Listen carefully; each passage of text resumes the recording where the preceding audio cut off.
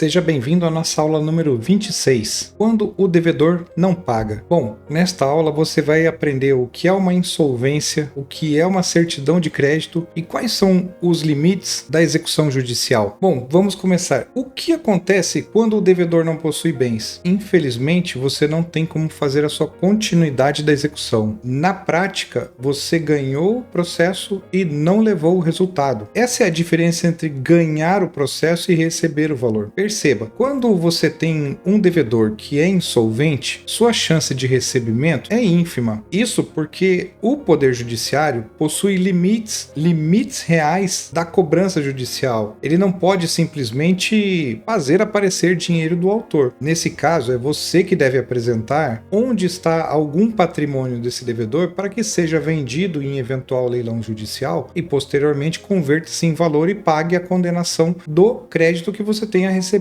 Mas a realidade social ela é muito diferente. Esse conceito, do que é a insolvência do devedor é justamente a incapacidade financeira dele para pagamento. Ou seja, ele não tem crédito, ele não tem bens, ele não tem às vezes nenhum emprego. Isso é praticamente, ele tem mais dívidas do que valores a receber. Esse é praticamente o conceito de insolvência do devedor, que é uma situação real que você precisa ter conhecimento que pode acontecer. Lembra agora quando nós vimos aquela aula de conciliação que falamos às vezes fazer o parcelamento a longo prazo, que não é o ideal, é até injusto, mas às vezes seria o melhor para você resolver o seu problema? Pense sobre isso. Bom, existe uma clara diferença entre não querer pagar e não poder pagar. Não querer pagar, o devedor está se esquivando. Ele possui patrimônio, mas esconde em nome de terceiro. Ele tem uma empresa que pode não estar no nome dele. São coisas que você até pode comprovar. A diferença de não poder pagar é que realmente ele não tem empresa, ele não tem outros bens no nome de terceiros e às vezes nenhum emprego. Essas são as situações mais comuns de uma insolvência. Mas você se pergunta como que a insolvência é identificada no processo? Bom, o primeiro alerta que você deve ter em mente é quando na conciliação o comportamento da parte já demonstra que ele é insolvente. Mas como identificar isso? Pelo que ele fala no processo, pela forma como ele não abre um canal de diálogo para uma conciliação, pela forma como ele não demonstra interesse real em resolver o problema. Afinal, quando a pessoa é um devedor contumaz, ou seja, ele é reiterado, ele passa por isso em diversas situações da vida dele, ele já sabe que não haverá uma consequência prática para a vida dele. Afinal, no juizado especial, qualquer dívida que for discutida lá, ou qualquer condenação que ocorra, ela não é para sempre e ela não dá prisão. A única dívida que dá prisão neste país é a dívida de pensão alimentícia. As demais dívidas são todas patrimoniais, ou seja, se a pessoa tem patrimônio, ela vai acabar pagando. Não porque ela quer, mas porque o judiciário tem como localizar, apreender e depois colocar em leilão, para depois converter em dinheiro e pagar o credor. Mas quando o devedor não tem nada disso, você é refém da situação. Lembra? Em alguma aula anterior eu falei, parece injusto para quem tem crédito, mas parece mais ainda para quem deve, porque quem deve parece que não pode penhorar salário, não pode penhorar uma televisão da casa dele, tem que garantir um mínimo existencial, ou seja, são bastante vantagens para um devedor. E tudo isso decorre ainda mais porque no juizado especial é você quem deve apresentar os bens para penhora. Se você não apresenta, o seu processo será arquivado pela falta de bens. O juiz não está dizendo com um arquivamento que você não tem dinheiro. Ele está dizendo que no juizado, se não apresenta-se bens à penhora, o processo tem que ser extinto. Todavia, você vai receber, evidentemente, uma certidão de que você tem esse crédito e pode reabrir o processo posteriormente. Apenas é evitado que sejam feitas várias diligências que não terão sucesso. Bom, também a insolvência é identificada quando você faz diversas pesquisas de patrimônio do devedor e não localiza nada. Por vezes é o Bacenjude, que é a conta bancária, é o Renajude, que a pessoa poderia ter algum veículo no nome dele, é a pesquisa do Infojude, que a algum momento do processo você conseguirá trazer ao processo as 3 últimas declarações de imposto de renda da pessoa. E geralmente as pessoas que são insolventes são aquelas que têm menos capacidade intelectiva de entender a importância de uma declaração de imposto de renda ou de não fazer por omissão mesmo de querer declarar algo e você não localiza bens, fica uma situação difícil. Mas o que acontece quando não são encontrados bens? Bom, no juizado especial, o processo é extinto. O juiz extingue o processo por não haver bens passíveis de penhora. Claro, esse arquivamento não é um arquivamento definitivo e acabou, está encerrado. Pelo contrário, o rito do juizado especial, quando você não localiza bens, é o arquivamento do processo. Esse arquivamento não está tirando o seu direito de cobrança futura, mas no juizado especial, ele vai condicionar que você reative esse processo se você apresentar um bem passível de penhora. Suponha, você fez toda a execução, não localizou bens e, por uma consequência natural, o processo foi extinto. Entretanto, claro, você solicitou a sua certidão de crédito ao término do processo e, no final do processo, solicitando ou não a certidão de crédito, você pode fazer esse procedimento. Ao final do processo, passou-se 1 ano, 2 anos e você descobriu que o devedor comprou um carro. Certifique-se que aquele carro seja dele, como, por exemplo, pegue a placa do veículo, vá até um despachante, pegue o número do Renavan. Lá pelo número do Renavan, entra no site, na página eletrônica da fazenda do estado em que você se encontra. Por exemplo, se você mora na cidade de Foz do Iguaçu e a pessoa tem um carro que ela transita para cima e para baixo com ele, verifica aquela placa com um despachante, entra no site da fazenda do estado do Paraná, consulte lá sobre IPVA e geralmente vai aparecer o nome da pessoa. E se pelo número Renavan que você conseguiu no despachante o veículo estiver em nome desta pessoa que lhe deve, você pode pegar todos aqueles extratos demonstrativos e reabrir o seu processo. Atualize seu cálculo e peça ao juiz a penhora desse veículo. Certifique-se apenas onde a pessoa está morando agora, para quando o juiz der uma ordem de apreensão do veículo, do arresto, como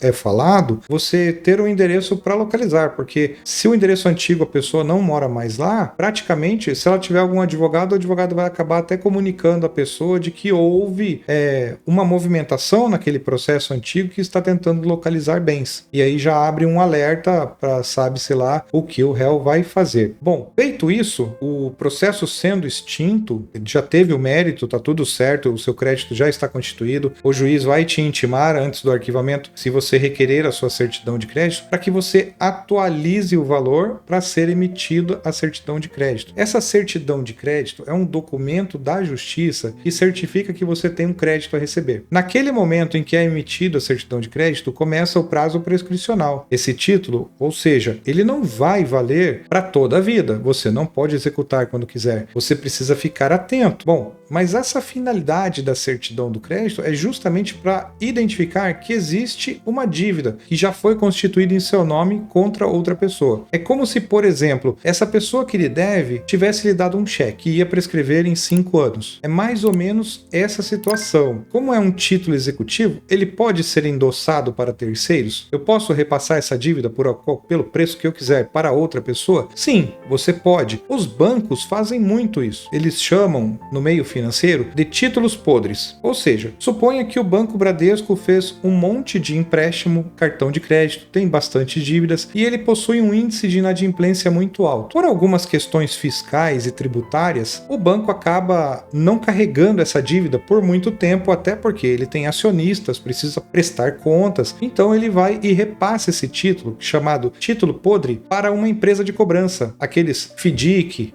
que aí vai tentar fazer essa cobrança e vai atrás da dívida. Claro, eles vendem esse crédito por um valor ínfimo, por exemplo, 2, 3, 4, às vezes 5% do montante global da dívida, porque o banco, na percepção dele, ele já perdeu. E para ele não ficar 100% no prejuízo, ficar com um prejuízo menor, ele acaba cedendo esses títulos. Ou seja, você pode ceder esse título para um terceiro? Pode. Se você tentou cobrar e você não recebeu, e você recebeu uma certidão de crédito, você acha que você consegue ceder, vender esse seu título para outra pessoa pelo valor da dívida? Certamente que não. Afinal, se ele tivesse aquele mesmo valor estampado, a pessoa você já teria conseguido receber. Mas é uma questão que é só para te abrir a mente de que essa certidão de crédito que você recebe é um título e ele pode ser endossado para terceiro? Sim, você precisa fazer uma formalidade no processo ou até mesmo, dependendo da situação e do valor, fazer uma escritura pública. É aquela mesma situação quando você ganha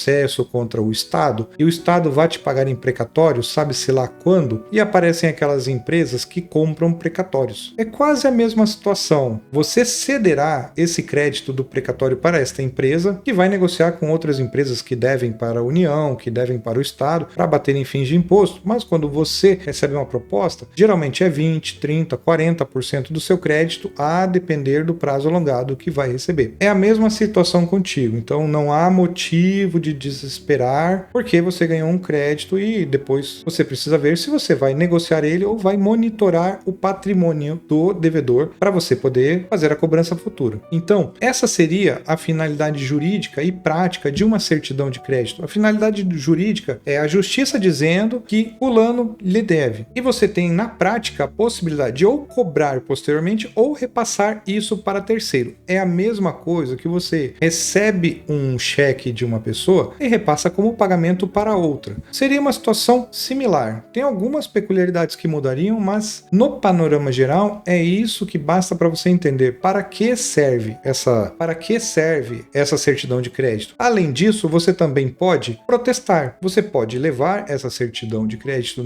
em um tabelionato de protesto e realizar essa anotação, essa negativação no nome da pessoa. Você pode também fazer uma cobrança futura. Lembra, você tem 5 anos da expedição dessa dívida ou do trânsito em julgado, você precisa ver com o seu advogado como é que você vai... Bom, mas para que serve essa certidão de crédito? Você tem que entender que, pegando essa certidão de crédito, existe a possibilidade de você protestar ela em um cartório de notas. Por exemplo, você vai lá no cartório e protesta o nome do cidadão que está te devendo e vai ficar o nome dele restrito e também enviado ao Serasa, dependendo se o Estado possui algum convênio. E aí você já vai restringir o crédito da pessoa. Isso é um indicativo de que, se a pessoa quiser vir liberar o crédito dela, suponha que ela está querendo comprar alguma casa própria, ela precisa não ter nada no nome dele. E não adianta também ele ser casado, porque quando você vai constituir o crédito familiar é a soma da renda familiar. E ali é analisado o crédito das duas pessoas, o marido e a mulher. E se uma pessoa tiver o nome negativado, o crédito certamente não vai ser liberado. Então existem algumas possibilidades de vantagem de você fazer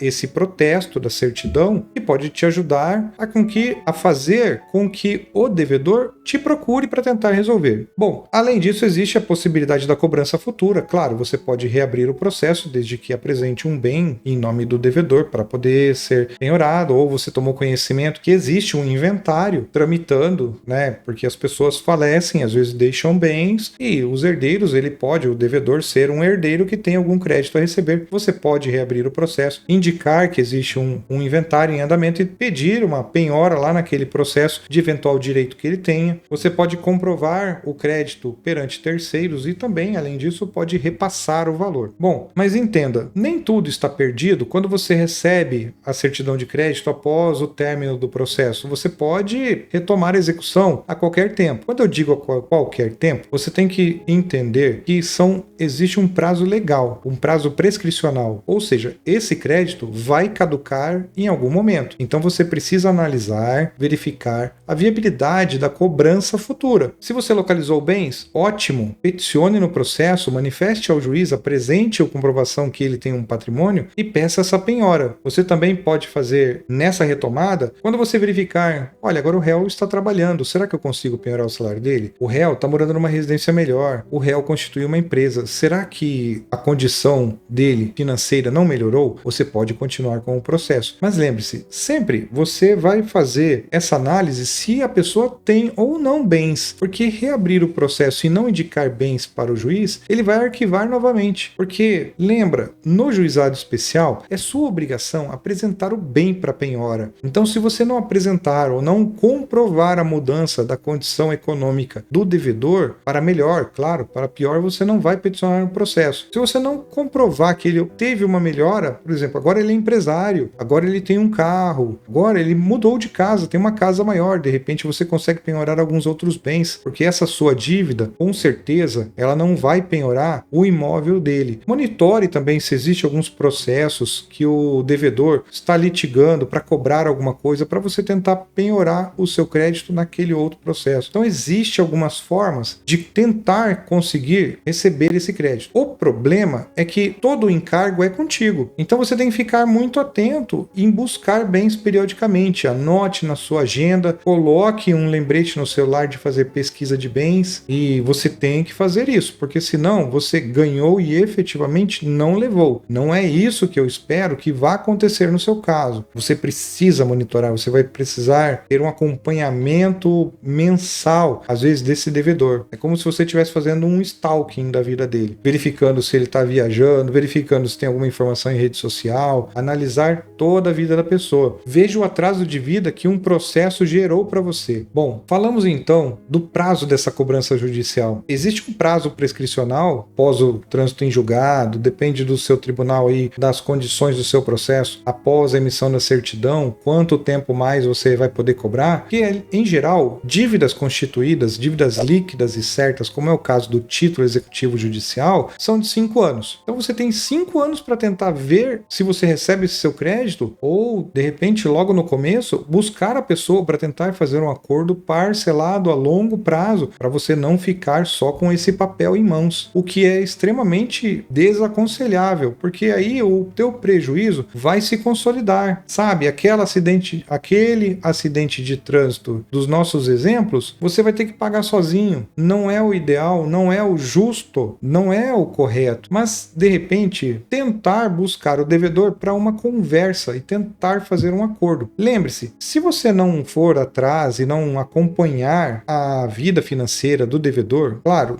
não existe meios como a justiça tem para você pedir uma declaração de imposto de renda ou alguma outra coisa. É muito difícil você monitorar e saber se a pessoa tem algum patrimônio, se tem alguma renda, é bem complicado. Então, se você não costuma monitorar e deixar passar o tempo, quando vê, deu 5 anos e você efetivamente perdeu o seu direito, não tem mais como cobrar, não tem como ajuizar novo processo, esse assunto já foi encerrado, ele se converteu em dívida e a dívida infelizmente não foi recuperada. Então analise se é o caso de você ceder para um terceiro, se é o caso de você tentar negociar com a própria pessoa, porque o Poder Judiciário ele tem alguns limites na cobrança, ele não pode exasperar e nem violar direitos fundamentais, como por exemplo, ele não pode prender a pessoa, ele não pode tomar o salário integral dela, ele pode, em alguns tribunais, é possível você penhorar entre 10% e 20% do salário da pessoa. Suponha, por exemplo, que a pessoa trabalha e ganha um salário mínimo, hoje R$ 1.610. Se você conseguir uma penhora do salário dele de 10% sobre o líquido, que nunca é sobre o bruto, porque tem que descontar desse um salário o FGTS, o INSS, vai sobrar para ele uns R$ 1.400. Suponha que você conseguiu 10% na justiça, são R$ 140. Será que não vale a pena você fazer um acordo com essa pessoa de 150, de 200 reais? Às vezes ele faz um bico por fora e você não sabe. A pessoa pode trabalhar como eletricista e na empresa ele ganha o valor da carteira e por fora ele faz alguns outros trabalhos. Será que buscar ele não é melhor para você conseguir receber? Ainda que, lembre-se, injusto ele ter que pagar isso parcelado. Só que o mais injusto é você ficar sem receber. Isso não é ideal e não é interessante para ninguém. Outro limite do Poder Judiciário na cobrança é respeitar a exigência de proteção do mínimo existencial. Mas o que é isso? É não tirar tudo da pessoa a ponto que ela não consiga subsistir. Por exemplo, no caso do salário. Por que limita assim 10% a 20% do salário? Essa análise é feita pelo juiz de acordo com o salário que ele recebe, das despesas que ele comprova e não permita retirar o mínimo existencial. Ou seja, é sabido que ele tem que comer, é sabido que ele tem filhos, família, todas as pessoas para sustentar, água, luz, telefone, internet e tudo mais. Então, esse é considerado um mínimo existencial. Você não pode violar isso. Então, às vezes, dependendo da situação, o juiz pode estabelecer até 5%. Não que o juiz não queira. Para o juiz também não é interessante ter um processo alongado lá no juizado e que você não receba. É como o advogado, por exemplo. O juiz também quer, assim como o advogado, que o processo se encerre logo. Mas, dito a realidade, não é assim que vem acontecendo. Então, os limites da justiça, ela não pode penhorar o salário de forma que prejudique o sustento do devedor. Então, você precisa ficar atento. E o judiciário não pode, ele tem que proibir as medidas abusivas, como, por exemplo, você solicitar a penhora da única televisão que tem na casa da pessoa. O direito à informação está consagrado na Constituição. Esse é um mínimo existencial. Você não pode pedir a penhora da geladeira, por mais que a geladeira dele seja o dobro do seu crédito, porque existem geladeiras caras. Você não pode pedir essa penhora da geladeira porque tem apenas uma na residência. Existem, claro, algumas estratégias dependendo da situação. Suponha, a geladeira dele vale R$ 5.000, o seu crédito é 4 e você tem uma geladeira de R$ 1.000. Proponha para o juiz que você entrega essa geladeira, ele não vai ficar sem geladeira. Perceba a tese, ele não vai ficar sem geladeira e você vai satisfazer seu crédito. Será que é possível o juiz autorizar essa troca forçada? Entendo que sim, porque o juiz está habilitado a tomar qualquer decisão que efetive os direitos do autor, do exequente no caso, quaisquer meios. Veja na sua tela agora o artigo do Código de Processo Civil que estabelece isso. Então, veja, você não está querendo extirpar o único patrimônio que ele tem. Por exemplo, uma geladeira. Você não quer tirar a geladeira dele. Você quer, ao contrário, você quer substituir. Ou seja, que diferença faz a geladeira de R$ 5.000 para uma geladeira de R$ 1.000? As duas são refrigeradores? Sim. Não é o que o rapaz ia querer trocar? Bom, com certeza não. Ele ia querer ficar com a geladeira dele cara. Mas veja, você também precisa do teu crédito. O juiz vai ter que decidir. Faça de repente uma proposta. Suponha que ele tem um televisor na casa dele, LED bonito, de 70 polegadas, que custa algum dinheiro. E você oferece uma televisão de menor valor. Ele vai ficar sem direito de informação? Não, não vai. Então você precisa monitorar. E veja, não é uma medida abusiva que o juiz vai tomar. O juiz não está simplesmente extirpando a geladeira ou tirando o fogão da casa da pessoa, ou ele está tirando a televisão. Não, ao contrário. Ele está mantendo o direito de informação, ele está garantindo o mínimo existencial. Não é o que a pessoa queria? Bom, buscasse resolver os seus problemas. Fizesse um parcelamento, viesse ao processo, conversasse, era uma possibilidade. Então veja, não é porque você ganhou a certidão de crédito que tudo está perdido. Existem algumas coisas que você pode tentar fazer. Convém ao juiz deferir ou indeferir o seu pedido se ele entender que é uma medida abusiva que ele não pode fazer. Mas se você justificar que a troca de uma coisa cara por uma coisa barata não é abusiva e mantém o mínimo existencial da pessoa, você pode fazer a solicitação. Vai do perfil do juiz conceder ou não o seu pedido. Vai também da sua argumentação. Lembre-se, inclusive neste pedido, você deve ter uma persuasão racional do juiz. Precisa fazer ele raciocinar, porque ele vai ter que justificar o porquê que ele não quer trocar a geladeira. Você está dando uma em funcionamento, quer pegar de maior valor e quer resolver o processo. O juiz também está doido para resolver o processo. Aproveite-se dessa situação. Argumente bem que pode ser que dê certo. Não é o ideal? Não, não é o ideal. Mas é o que você tem para não ficar sem receber o seu crédito. No meio jurídico nós falamos que às vezes é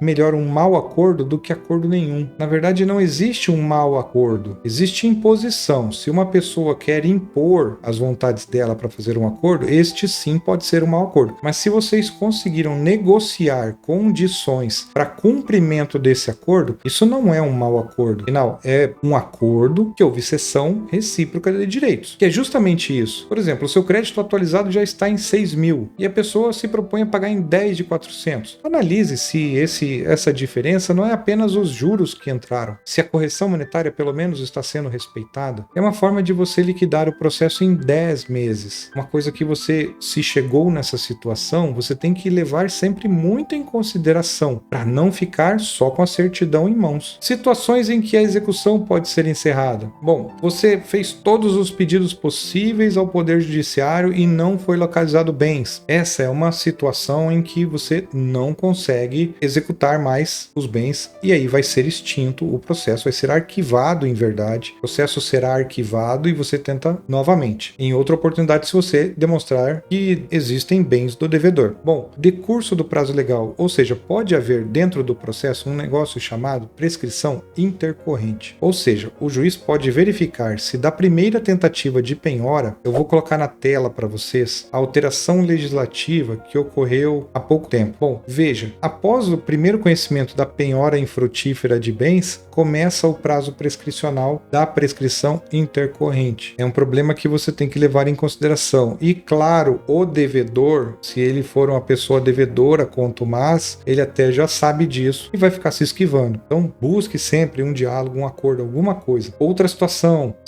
que a execução pode ser encerrada. Você conseguiu, no primeiro pedido de penhora de banco, conseguir um pequeno valor. Isso é uma satisfação parcial da dívida. Ou seja, você recebeu só esse pedaço, não conseguiu receber o restante da dívida e, ao fim, acabou sendo arquivado o processo, porque o juiz não pode, a cada mês, ficar enviando penhora no banco para ver se tem valores lá. Em geral, às vezes, após um ano de tramitação do processo, o juiz pode renovar essa tentativa. E você pode escolher uma opção chamada reiteração de bloqueio, ou seja, por 30 dias a conta do devedor devedor será monitorada para tentar penhorar algum valor. Mas lembre-se, após a negociação, existe possibilidade de negociação após a sentença. Você está passando por esse perrengue todo para tentar cobrar. Não manifeste de forma alguma no processo, não dê nenhum sinal ao devedor de que você está perdendo a esperança, apenas busque ele, tente localizar o cidadão para perguntar, vamos fazer um acordo. A qualquer momento você pode juntar um acordo escrito para peticionar no processo pelo parcelamento. Veja, uma estratégia, por exemplo, você está vendo que a coisa não está indo bem, que talvez você possa não receber. O que você faz? Bom, você pode fazer uma proposta de acordo parcelado em longo prazo para o devedor e aí você vai renovar sua dívida. Por que eu te falo isso? Porque você está fazendo uma nova ação, você está fazendo um novo acordo e quando o juiz homologar, ele vai revalidar a dívida, ou seja, aquele prazo prescricional vai ser renovado. Então é uma forma de estratégia de você tentar novar, né? Trazer uma nova dívida, fazer um acordo. Claro, o interessante é que a pessoa pague, mas você também tem algumas artimanhas para poder utilizar para renovar essa dívida e evitar que ela prescreva. Mas entenda, a regra geral, não tem bens, vai para o arquivo. Se você não localiza bens, você não consegue tirar do arquivo. E se você não localiza bens por 5 anos, é extinto. E aí não adianta fazer mais nada. Claro, se um dia a consciência moral do devedor vai te procurar para pagar esse débito, seja em qualquer valor, aí é futurologia, não podemos dizer. Mas na minha experiência, eu nunca vi um devedor vir pagar dívida em consciência moral. Falar, olha, poxa, eu te devo e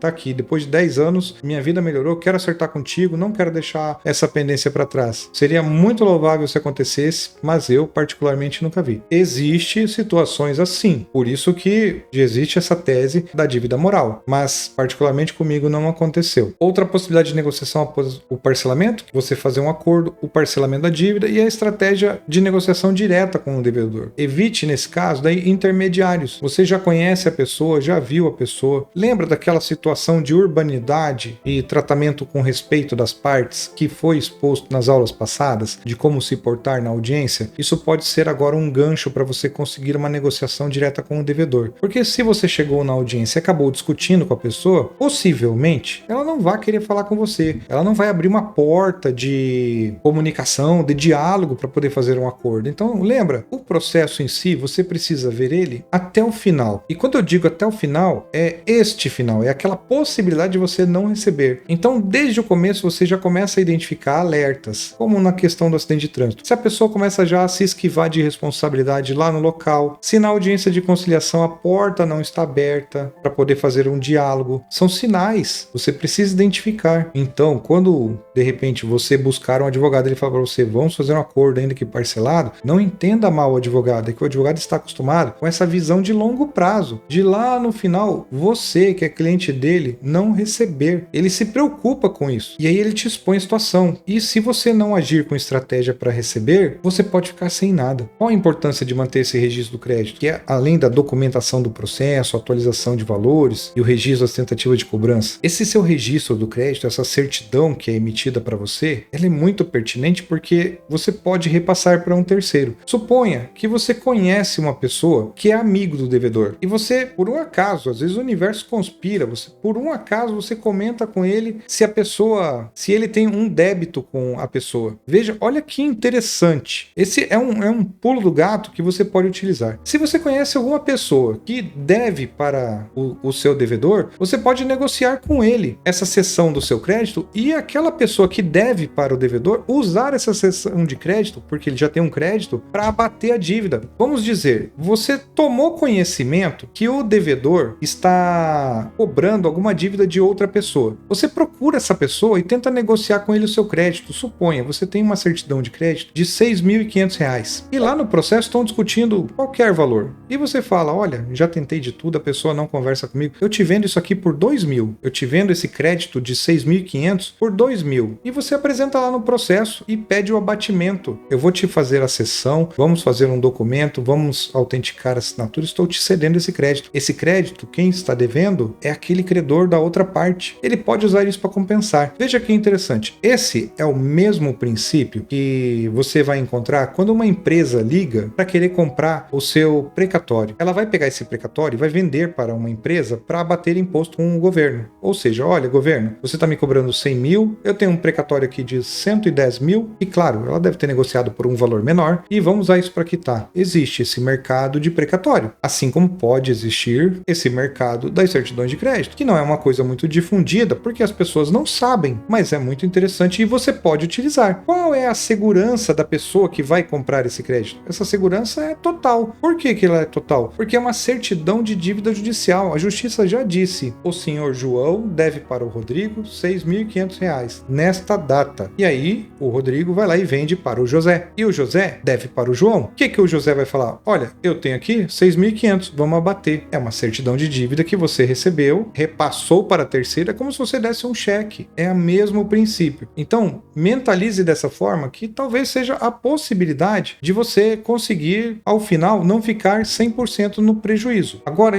entenda, quais são os erros mais comuns quando o devedor não paga? Desistir da cobrança sem uma análise estratégica. Se simplesmente o devedor não pagou e você deixou por isso mesmo, o processo é arquivado, a certidão não é emitida, você simplesmente não faz mais nada para ir atrás, é um erro comum. Veja, você pode negociar a certidão de crédito, você pode tentar buscar a pessoa, você pode fazer muita coisa além do processo. A questão é o conhecimento. Você sabe o que você pode fazer? Você não sabe? Essa é a diferença de ter informação. Não solicitar a certidão de crédito também é um problema. Não protestar a certidão de crédito é outro problema. Você deve fazer isso, porque além de constituir o devedor em mora, você tenta restringir o crédito do devedor. E ao restringir o crédito do devedor, dependendo dos negócios que ele queira fazer, ele é obrigado a vir e retirar, deixar o nome dele limpo. Muitas empresas não dão crédito para quem está com o nome no Serasa. Então, se aproveite do seu direito e faça lá o protesto. Outro erro comum é não acompanhar a mudança patrimonial do devedor. Ou seja, perdi, bom, deixa para lá, depois eu vejo. E aí o devedor seguiu com a vida dele, comprou um carro, já baixou a guarda, já está numa empresa, ou ele é funcionário, ou ele é proprietário, ele está melhorando as condições de vida. E se você não monitorar essa mudança de patrimonial do devedor, mudança do status financeiro dele para melhor, você também não vai avisar o juiz e também não vai continuar com o seu processo. Esse é um erro comum de acabar deixando para lá. Outro erro comum é você pegar a certidão de crédito, engavetar, colocar na gaveta e esquecer dela. Claro, a vida cotidiana ela está bem corrida. E você, quando vê 5 anos passa rápido, poxa, passa rápido, hein? Passa bem rápido. Você deixou para lá e focou sua força e foco em outro trabalho, em outros projetos, o que é muito bom, né, do que ficar com rusga do passado, você pode acabar perdendo o prazo legal, que é prescrevendo essa certidão de crédito. Pode acontecer? Pode acontecer. Não é o que eu desejo, mas pode acontecer. Quais são algumas estratégias realistas no caso de insolvência? Em geral, você tentar buscar fotos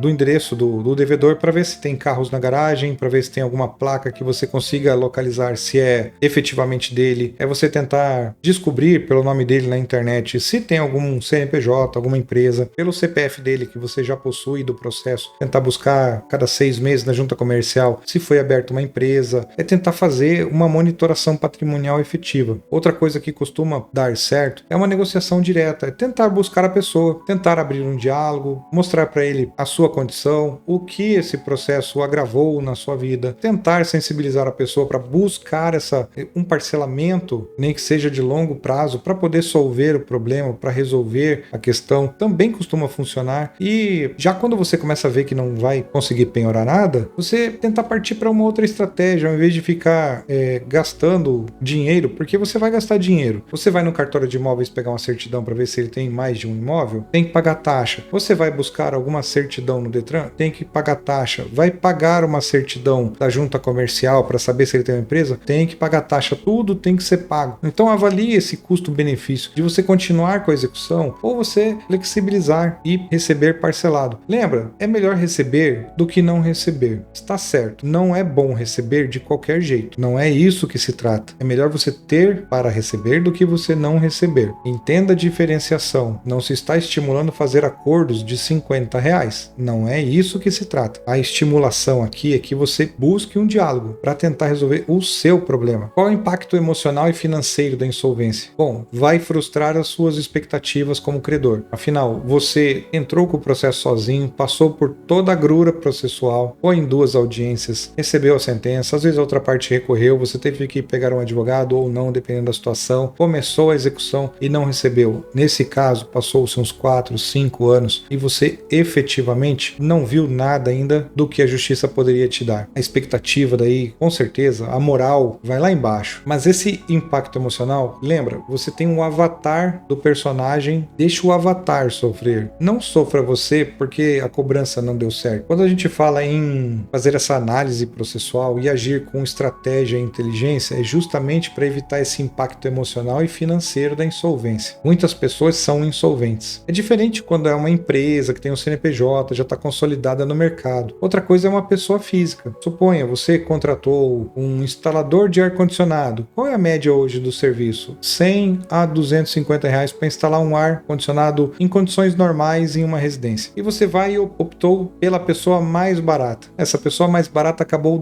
criando, né? Essa pessoa mais barata acabou gerando um prejuízo. Suponha que ela colocou o dreno em um local errado, infiltrou toda a sua parede, estragou móveis e aconteceu diversos problemas que ela não resolveu. Veja, toda essa esperança de fazer a cobrança e você já está vendo que nessa cobrança, naquele dito popular de que o barato sai caro, praticamente esse tipo de situação. É a pessoa que tem só o CPF dela, não tem uma empresa, não é organizada com o trabalho e aí você depois tentar cobrar dela algum prejuízo. É um pouco difícil de conseguir. Agora, se você optou pela empresa que cobra 200 ou 250 reais, eu sei também que a condição de quem contrata também não quer pagar muito, mas as contratações devem partir com inteligência. No momento em que você percebe que a pessoa, se ela já prestou serviço com você por longos anos, ela cuida dos ar-condicionados da sua empresa, da sua residência, sempre te atendeu durante os 3 anos, 4 anos, por um longo período, a chance de dar problema é muito menor, porque vocês já são conhecidos, a pessoa sabe que você tem outros aparelhos, que ela vai continuar prestando serviço, diferentemente de uma pessoa que você nunca viu, nunca contratou, às vezes deu certo o serviço para uma pessoa e não dá certo para outra, que é o caso de marceneiros, que fala assim, olha, foi muito bem, ficou bem instalado para mim, e você vai lá e pega essa orientação e indicação, contrata para você e infelizmente não deu certo o seu serviço, sabe-se lá por qual motivo, entende? Que o barato sai caro, às vezes a gente quer economizar tanto que não acende aquele alerta de que se der prejuízo, o que eu faço? Como é que eu vou agir contra uma pessoa que eu nem sei onde mora, não sei às vezes nem o nome dela, fiz o Pix ou paguei em dinheiro e não tenho mais dados. Então, para evitar essa frustração,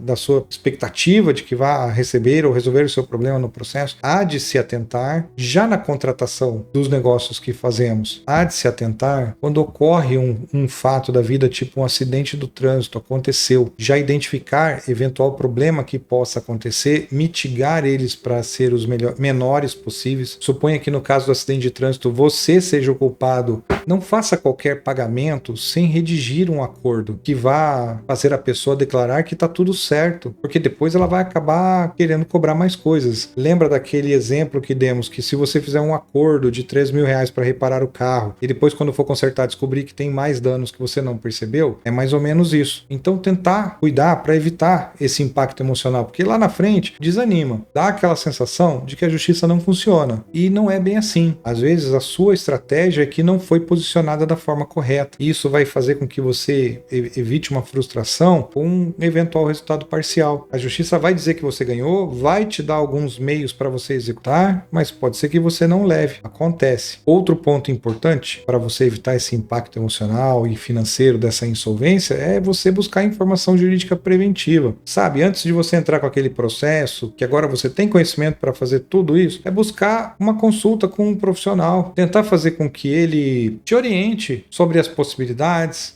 o que você pode fazer, o que você pode pedir, qual é o seu direito, como é que você... Às vezes ele pode te falar também os riscos deste processo e aí você já vai formando o seu conhecimento, formando sua convicção, acumulando informações para você poder agir da melhor forma possível. E é aquela coisa, entre a vitória jurídica e o resultado econômico, uma coisa é você ganhar, a justiça reconhece que você ganhou, a outra coisa é ela não te entregar o resultado, porque depende da outra parte, a justiça não tem como fazer o réu trabalhar forçadamente, não tem como fazer o réu plantar moedas para colher reais, não tem como fazer isso. Então, apresentou-se o bem, ela penhora, ela extirpa do patrimônio do devedor, ela manda para leilão, ela tem força para isso. Essa é a prática, as condições da execução, mas desde que você encontre bens. Se você não conseguir, aí complica um pouco. Essa, né, é a realidade do do sistema judicial. Quando você entra com um processo, ela te dá os meios, mas ela não pode forçar a outra parte a pagar. Afinal, a outra parte não tem de onde pagar. Aí compete a você, a lei dos juizados, ela estabelece que é o autor, né, o exequente, o credor, é que deve apresentar os bens que são passíveis de penhora. E aí você já está vendido na situação, você não tem como buscar essa informação. E para tudo que você vai fazer, é um custo, é uma taxinha que você vai buscar. Existem várias diligências que podem ser feitas, todas elas custam, e não dá para incluir no processo depois para ser reembolsado. E infelizmente, se ainda pudesse, a esperança não era tão para baixo. Poderíamos ter pelo menos uma reparação justa. No mínimo, a despesa que tivemos deveria ser ressarcida, mas as despesas que você faz na busca de patrimônio, infelizmente, não podem ser juntadas no processo. Bom, dito isso, qual é a importância do planejamento antes de ingressar com a ação? Avaliar se o devedor tem capacidade econômica. Se não tiver, continue tentando uma negociação na via extrajudicial, porque muitas pessoas, às vezes, quando recebem uma intimação de um processo, se fecham, elas fecham porta para acordo, elas não querem mais conversar, elas deixam rolar. Na cabeça delas, às vezes, assim, quero ver esse cara receber. É assim que funciona. Então, se você já viu que a pessoa contratou aquele cidadão que fez a instalação do ar baratinha, que você mal conhece, insista numa tentativa de solução extrajudicial, mas insista em uma resolução que seja possível para ele. Não vá querer colocar um monte de danos e uma planilha complexa para falar, olha, o cara vai falar assim, poxa, eu recebi R$100, o cara quer me cobrar 2.000, do quê? Por que deixou chegar nessa situação? Então, se você já identificou que a pessoa é humilde, não tem empresa, não está trabalhando por conta, que o carro dela às vezes nem está no nome dela, se você conseguir tirar uma foto do carro para tentar ver se o carro é dela no futuro, porque nunca se sabe, você tem que ir documentando suas coisas antecipadamente. E ela não tem nada, a conversa é o melhor caminho para você tentar resolver, é evitar o litígio. Então, isso é importante na hora do planejamento, para evitar que a pessoa se feche quando receber uma citação judicial e vá para a audiência. E aí na audiência, e o pior, o problema, a instalação era R$100, o problema acabou dando R$300 a R$500, e a pessoa aparece com um advogado. E aí você pensa, poxa, a pessoa pagou o advogado e não quis resolver comigo. Então, para evitar esse tipo de frustração, planeje antes e insista nas conversas. Entenda, seu direito não vai acabar em 6 meses, em 1 ano. Não vai. Insista. Não estou torcendo para que o seu caso dure 1 ano para resolver. Não, mas entenda que você tem tempo. Você não precisa agir com a emoção e já na semana seguinte, porque a pessoa não te responde mais, você já entrar com o processo. Tente identificar se existem outras pessoas que conhecem ele e aí você vai atrás e tenta um diálogo por esse intermédio. Tenta chamar a pessoa para ver, para consertar o problema e aí vida que segue. E outra, não faça mais contratações com essa pessoa. Aprenda que esse negócio chamado barato sai caro mesmo. Isso que é o caro, sabe? A pessoa que não tem compromisso. Porque aquela pessoa que cobrou o preço justo e você fez o pagamento, ela vai voltar para te atender porque ela quer você como cliente. São pessoas um pouco mais responsáveis, que têm visão de negócios. É diferente de uma pessoa que entrou, fez um curso de instalação de ar-condicionado e começou a instalar aparelhos, mas ainda não tem experiência, não tem referência, não tem ninguém que indique, você não é um novato no serviço, do que aquela pessoa que já tem 3, 4, 5 anos de mercado, que você conhece, apesar de cobrar um pouquinho mais caro, não é o ideal. Claro, todo mundo quer economizar hoje em dia, mas lembre-se, se essa sua economia é uma economia inteligente. Bom, outra situação, análise do custo-benefício do processo. Verifique se você vai ter muito custo para entrar com um processo, porque às vezes você tem que fazer algumas diligências, buscar documentos de acordo com o valor da sua causa, e aí pode ser que não seja ideal você entrar com um processo nesse momento. Vale a pena insistir no diálogo, tentar resolver novamente. E lembre-se, no juizado especial, o que vai se buscar é uma conciliação. Então, socorra-se desse meio só se você não conseguir por conta própria. Você, ao longo desse curso, adquiriu bastante habilidades. Você assistiu todas as aulas, você viu todos os exemplos, consegue compreender melhor agora porque eu estou falando para você que é interessante você buscar uma conciliação, é para justamente evitar a frustração ao final do processo. Então, com todo esse conhecimento, haja politicamente, tenta conseguir uma frente de diálogo com a outra parte para vocês se resolverem, estabeleçam as premissas de um acordo, faça ele escrito ou faça ele pelo próprio WhatsApp. Se não houver o cumprimento, você vai para a justiça, tenta daí pelo intermediário da justiça para resolver. Não é para você ficar parado esperando a sorte agir ou a boa vontade do devedor. Não, é para você insistir um pouco mais na parte administrativa do que já buscar a judicial. Porque Porque a judicial tem um efeito muito psicológico quando o devedor não está muito interessado em resolver a situação. Porque é o momento em que ele recebe a citação judicial, ele se fecha para acordos e não quer mais conversar e deixa nas mãos de Deus e a coisa vai. Isso não é interessante para você. Para resolver o seu problema, você tem que sair da esfera judicial. A esfera judicial, lembra, é a última hipótese que você vai recorrer. É quando você perdeu a esperança, você não conseguiu resolver. Mas você tem capacidade de agir com estratégia e conseguir um bom acordo para resolver essa situação. Eu tenho certeza disso. Qualquer coisa, se você precisar de alguma orientação, uma dica prática sobre negociações, deixe no comentário. Futuramente nós vamos ter uma aula bônus no futuro, talvez sobre estratégias de negociação. Bom, outra coisa, escolha estrategicamente o seu caminho judicial. Às vezes é interessante que você não abra no juizado especial, abra na justiça comum, porque lá tem uma esfera, demora um pouquinho, mas é muito mais tranquilo de você buscar outros bens, da justiça te conceder outras coisas, de você ter mais possibilidades de recurso, de você ter um alongado prazo para poder conseguir cobrar, do que simplesmente ser extinto o seu processo porque você não apresentou bens. Lá a regra muda. Na justiça comum é o devedor que tem que apresentar bens para penhora, sob pena de atentado à dignidade da justiça. Então ele precisa apresentar bens ou justificar a ausência. Então